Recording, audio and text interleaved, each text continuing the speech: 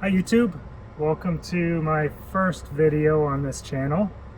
So this video is to discuss my overall impressions as a long-term owner of this 2017 Toyota Sienna LE. As you can see, we're coming to you from the middle row of the car.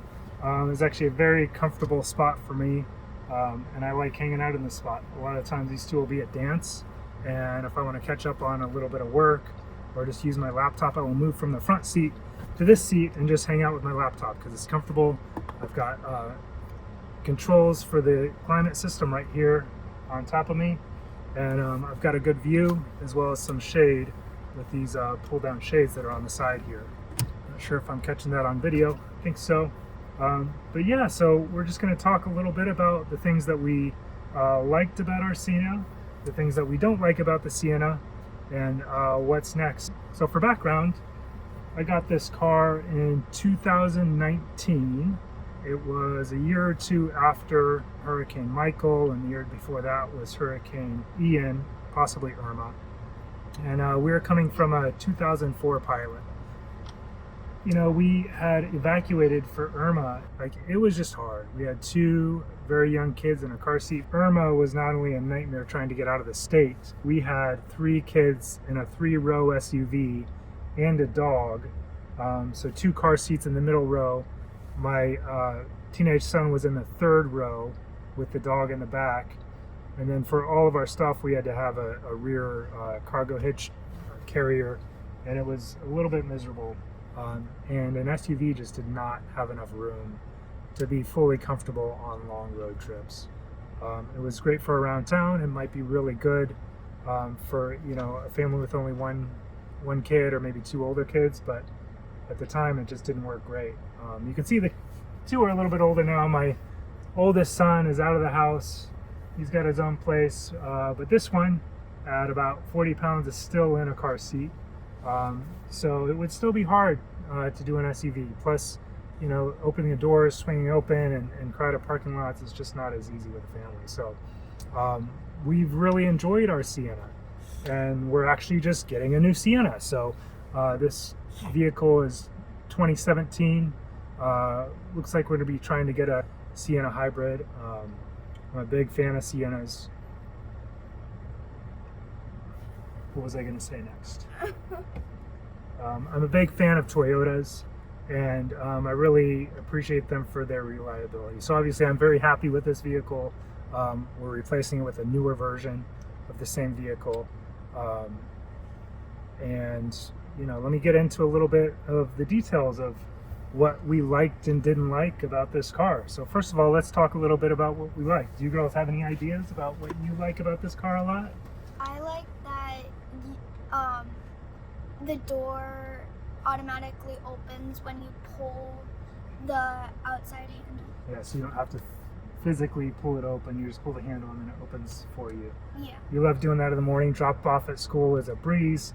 They just get their backpacks on, they press the button to open the door, they hop out, and then the older one likes to close the door too, even though I have the buttons for that up at the top of the driver's seat. I can easily control that. What about you, Claire? What do you like about the car? I think I don't really know. You don't really know? I know you like having your own seat, your own big space here, so you have a lot of room to move around. It's another great thing. There's plenty of leg room here in these middle seats, and she has plenty of room to move her legs out. Sometimes with my wife's seat reclined a little bit on longer trips, her feet will reach the top, and when she gets a little bored, she starts pressing or kicking the back of my wife's seat, which isn't a big deal. Yeah, so I would say that the comfort of the minivan, especially compared to a 3-row SUV, is just, you can't beat it. It's a lot lower to the ground, it's easier to step into, the seats are a lot bigger, each of the kids has more of their own space, and yeah, that's what the kids like. A few of the details on what I really appreciate about this car. First thing is the reliability. Obviously I mentioned I'm a big fan of Toyotas. I have had Hondas, like I said, I came from the Pilot, and in my experience, the Toyotas have all been the most reliable cars that I've owned in my 30 some years of car ownership. have only had a few repairs on this vehicle. I know 2017s are supposed to have possibly some transmission issues. I haven't experienced that at all. This car has getting on 90,000 miles now. I purchased it in 2019 as a previous rental vehicle. So I bought it from Avis Car Sales. Had about 40,000 miles at the time, but it was still under manufacturer's warranty. And so when I bought it at 40,000 miles, it was certified by Avis with a 1-year powertrain warranty, which didn't matter much since it was still under the factory warranty. But it was nice. They had a multi-point inspection, and they called it Avis certified. I've only done a few repairs on this vehicle since owning it. The first major repair was replacing the rear shocks. And that makes a lot of sense, right? It was a previous rental vehicle, so it was not a surprise at all that the rear shocks needed to be replaced. I replaced those. Also, the blower motor for the air conditioner that's under the front glove box, that stopped working about a year ago. I bought a part for that myself off of Rock Auto and replaced that myself for about $115. No biggie. And as far as other repairs, if you don't count tires and normal maintenance, I think that's about it. I did have to buy floor mats for this car. I also bought the roof rack crossbars so that we could use a car top carrier with this vehicle. Other than that, it has just been tires and normal maintenance. And a lot of that maintenance I've done myself or used, kind of dealer discounts to take it into the dealer. Other than that, this car has given me no issues. I do agree the transmission, it can be a little bit jerky or a little bit jumpy, but I've seen other Sienna owners online complain about it whining or being loud. That hasn't at all been an issue for me. It's a little bit jerky. It's not as smooth as you might expect. This transmission has been good, hasn't failed me. So reliability has been awesome on this vehicle. Something else I really like about this vehicle is the versatility, right? It's a minivan, but I've had family members that have had pickup trucks, and I routinely, when helping somebody move or moving things, I can fit as much in the back of this minivan once I've pulled out the middle seats and folded down the back seats as almost any pickup truck I've seen. In a pickup truck, you don't have the stuff covered that you're carrying. Meanwhile, this, the seats are a little bit heavy, especially this double seat in the middle is a little heavy to take out, but it's not bad. You pull them out, you fold down the back seats, put down a blanket, and there's plenty of room in this car. On top of that, I like the configurability of the seats. So for some longer road trips, I've taken out this side middle seat, left this one in for this little one, and this one would sit in the back with our dog and a dog bed, like kind of sitting here and hanging out. We had room to put a cooler right here, which I would strap down. She would sit in the back. We'd put a dog bed right here, and then with the roof rack on top, the extra room behind these seats, there's a deep well underneath the seat once these are raised, and the room over to the side, we have plenty of room for most of our stuff for a road trip. I'll get a little bit more into that later for longer road trips. So the versatility of this vehicle just can't be beat. It's great. Another thing that I've liked about this vehicle is the power. It's a V6 engine. Always have enough power to accelerate, get up any hill. That has never been a problem. I also really like the controls. There's a control for the climate controls back here. There's buttons up above the driver's head for controlling the two doors. This is the LE model, so it doesn't have the power rear liftgate and doesn't have the moonroof controls, but it's been really handy just to have those door controls. If they forget to close the door after I drop them off at the car line, I just pull away, press the button, and it shuts as I'm pulling away. It's great. There's plenty of space for everything that we typically need in the car. And as far as the navigation and the front controls, that really hasn't been an issue. It is a 2017, so you wouldn't expect that model year to have Android Auto, and this does not. But there is a Toyota Bluetooth connection app that controls music just fine. It also will connect to your phone for phone calls, and that works great. I rarely use it.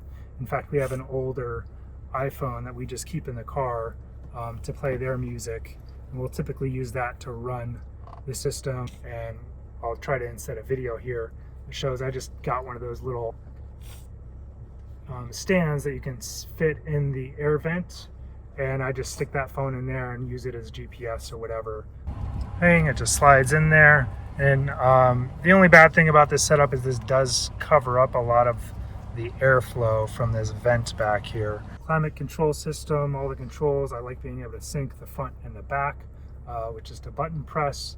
And I like being able to control the rear controls from up at the front. That's really helpful. Yeah, so I think that really covers most of the things that we really like about this car. Mostly it's just reliability, versatility, and safety. For 2017, this car had good safety ratings. A few of the IIHS ratings were in the marginal or acceptable range, which was not great. I don't know that any of the other minivans at the time had anything more comparable. This vehicle did have the traction control. There's side curtain airbags for this middle row here. And as far as the side impact ratings for your family in the back rows, it's really safe. So safety, has been acceptable. Things that I'm looking forward to, we are going to be moving up to one of the Sienna hybrids. I would prefer to get an XLE. Things that I'm looking forward to on the XLE, one is parking sensors. The LE version of this vehicle did not come with the parking sensors. So even though I saved money, I think it would have saved me money in the long run to get an XLE with those parking sensors, because my wife, at least once with this vehicle, has backed up and there was somebody parked in a weird spot in front of our mailboxes where you wouldn't expect them to be parked. There was almost no damage to our car, maybe a little scratch, but we suffered on our insurance payment for several months, for almost a year, because of that. So I think that difference in insurance payment would have been made up for by spending more money on an XLE with the rear parking sensors that would have prevented that from happening. So the newer XLEs do have the rear and forward parking sensors. I'm looking forward to that. They have the variable cruise control. I don't think they matter as much when you're just cruising around town doing drop-offs at school, but those are huge for just making it easier to drive on a longer drive. You're not constantly looking over your shoulder or having to adjust the cruise control based on traffic. We're in Florida, and I-4 is miserable if you do not have variable speed cruise control. We go back and forth to Orlando, St. Pete, and Tampa for some of their dance competitions, so that I'm gonna really look forward to having that. The other thing that I'm looking forward to on the XLE, and this kind of gives away one of my dislikes about this car, is the XLE has a Softex leatherette, which just will be, I don't want to say it will be more comfortable. It will feel more luxurious, although I've heard it feels kind of hot, which isn't great for Florida, but it's going to be a lot easier to clean. This car has the cloth seats. I was hoping to find a 7-passenger Sienna XLE in the newer generation, because those have the captain's chairs in the middle, and the captain's chairs, if you're able to get that model, slide even further back than these chairs do now, almost all the way to the rear seat, so probably another 6 to 8 inches than what the current generation seats do. And that would be just enough to keep this one from kicking my wife's seats during long drives when she's bored. The other thing that I'm looking forward to on that is just having Apple CarPlay, Android Auto. Don't know that there's anything else specific that's not an upgrade. Obviously I'm looking forward to the hybrid, much better fuel economy, and it's going to be a little bit of a downgrade too. Again, I mentioned that I really like the versatility of being able to take out these seats, which you cannot easily do in the newer models. So we'll just have to deal with it, but I'm going to miss being able to reconfigure that version of the Sienna. So that brings us to the things we do not like about this car. Girls, are there anything that you don't really like about this car that you wish you could change? I don't really like the softer seats don't really like clean out as easily as the leather. Yeah, they stay kind of dirty, and if you splatter something or splash something, it just kind of stays in the seat, and it takes a lot of work to get cleaned out. And it kind of starts to look brown. Is there anything you don't like about it, Claire? I don't really know, but I don't really know. I've been in this car for a while, but I don't really know what things are. What I else have don't you another like? thing. What's that? I don't like how you have to open the back with your hands. Yeah, that'll be a nice thing upgrading to the XLE. Related to the car being a V6 and having enough power, that's a good thing, but there's the converse side of that, which is that it does not get great gas mileage, even on the highway, with as much stuff as we're carrying. And if we're on a longer trip, we usually have the roof rack up there.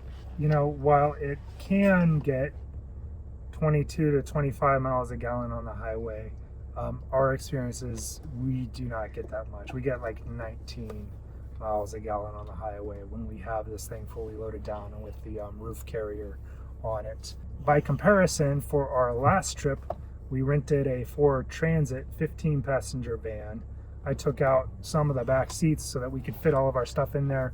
We didn't have to have a roof carrier rack, and that van got 18.5 miles a gallon. Now it's got a V6. This has a V6, so you know, it'd be carrying about the same weight. You would think they would get about the same miles per gallon, but still, it's a minivan. You think it would be able to do a little bit better than that, and it just doesn't. So, well, it's great having the power.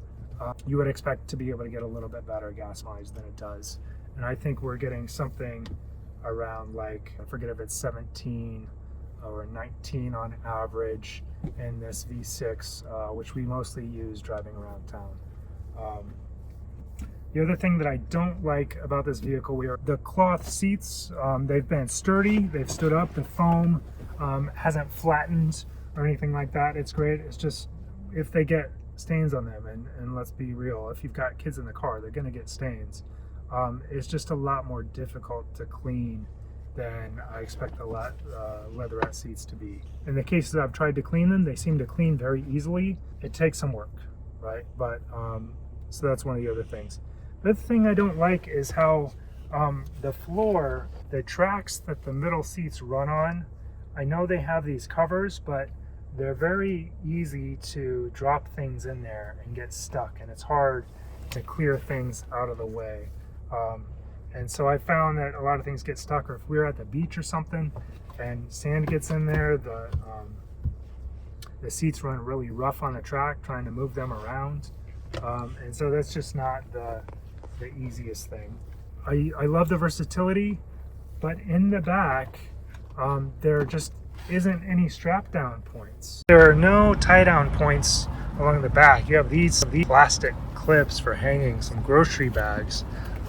Nothing to really connect to. So what I'll often do, I'll often keep this seatbelt hooked in. I'll keep this hooked in, and I'll sometimes use bungee straps to clip between seatbelts to hold heavier stuff down in the back on our long road trips. I've got this with some road supplies, like you know, just trying to secure it a little bit with the strap.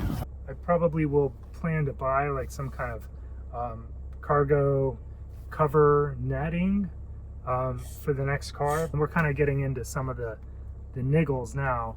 The underside covers that cover the underside of the vehicle feel really low to the ground. So I oftentimes, when I pull up to a curb, the front hang down is not high enough to reach over the curb. So there's a lot of times that catches on a sidewalk or catches on the front parking bumper and has pulled off, and I've had to kind of go back under there and refit it up. This might be for all cars, but I don't know. The wind wipers kind of bug me because they don't wipe all of the window parts. Oh, that's how most cars work. That's not going to change much. If they could, I would like them to go like back and forth instead of like half circle, half circle. You got something else? Yeah. And I kind of wish like there's cup holders in the back row, like this. I wish this would be here and there. Oh, you wish there are double cup holders and a storage bin on the side of the third row passenger seats. She's saying it would be nice if there was something like that on the second row too, and I agree. There is a cup holder down here along kind of the floor of this, but that's pretty hard to reach for a kid, especially if they're in a car seat or a booster. Yeah, but I mean, I love the adjustable seat belts back here. Otherwise, it's all really great for kids. Just the cup holder and the USB outlets. There are also some cup holders over here, but again, it's really hard to reach them. As an adult, it's very easy to reach some of these cup holders here.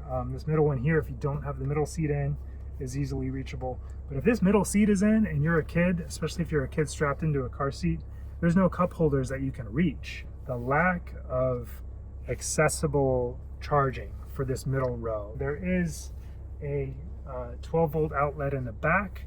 There's two 12-volt outlets in the front console up by the driver. And so what I've done is I just got some extended cords and I run those back to here so that they can easily reach them. It would just be really nice if there was something closer to the seat that they could plug into. I think that is about it with this car. I mean, again, it's been super reliable, super great as a family car, especially with young kids. If you have a couple of car seats, just a huge improvement over a 3-row mid-size SUV for us. I don't even expect to want to move into a full-size SUV. Okay, well guys, I think that's about it. I think that covers everything that we like and everything that we don't like about our 2017 Toyota Sienna LE. We've really liked it. We've enjoyed it, and we're getting another one. All right, thanks for watching.